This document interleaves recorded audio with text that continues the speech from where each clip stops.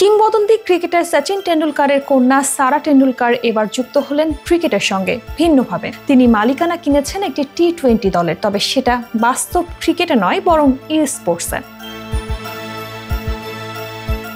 সারা global cricket premier league মুম্বাইয়ে দলের মালিকানা নিয়েছেন। জনপ্রিয় মোবাইল গেম রিয়েল ক্রিকেটে অনুষ্ঠিত হয় এই প্রতিযোগিতা।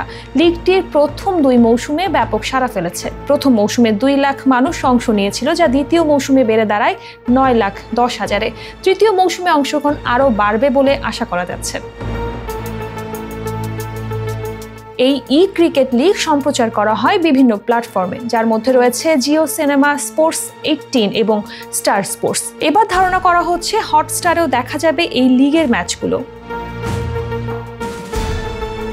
নতুন এই দায়িত্ব পেয়ে উচ্ছ্বাসিত সারা বলেন, ক্রিকেট আমাদের পরিবারের রক্তে মিশে আছে। স্পোর্টস খুবই আকর্ষণীয়, আর গ্লোবাল ক্রিকেট প্রিমিয়ার লিগে মুম্বাইয়ের দলের মালিক হতে পারা আমার জন্য স্বপ্ন পূরণের মতো। আমি নতুন প্রতিভাদের সঙ্গে কাজ করতে এবং একটি শক্তিশালী দল গড়ে তুলতে চাই। আশা করি আরও অনেকেই এই খেলায় আগ্রহী হবে। টেন্ডুলকার পরিবারের সদস্যরা বরাবরই ক্রিকেটের সঙ্গে জড়িয়ে রয়েছেন। সচিন এখনও লেজেন্ডস লিগ ক্রিকেটে অংশ নিচ্ছেন এবং আইপিএলে মুম্বাই ইন্ডিয়ান্সের মেন্টরের ভূমিকা পালন করছেন। সারার ভাই অর্জুন টেন্ডুলকারও পেশাদার ক্রিকেটার, যিনি মুম্বাই ইন্ডিয়ান্সের হয়ে আইপিএলে খেলেন এবং ঘরোয়া ক্রিকেটে প্রতিনিধিত্ব করেন গোয়ার হয়ে। এবার পরিবারের আরও একজন ক্রিকেটের সঙ্গে যুক্ত হলেন নতুনভাবে।